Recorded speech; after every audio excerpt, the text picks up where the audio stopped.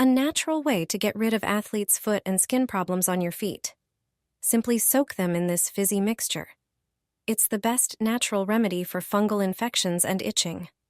Start by adding 3 tablespoons of dried oregano to a small bowl. Then, transfer the oregano to a pot. Oregano is a natural antibiotic with antibacterial and anti-inflammatory properties.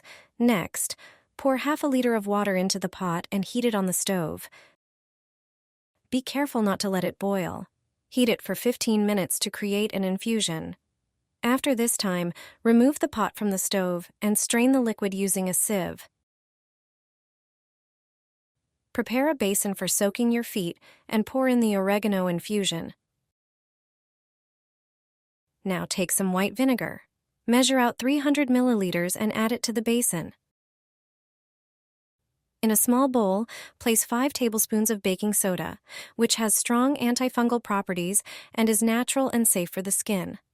Immerse your feet in the basin, ensuring all problem areas are submerged in the water. Then, gradually add the baking soda to the basin.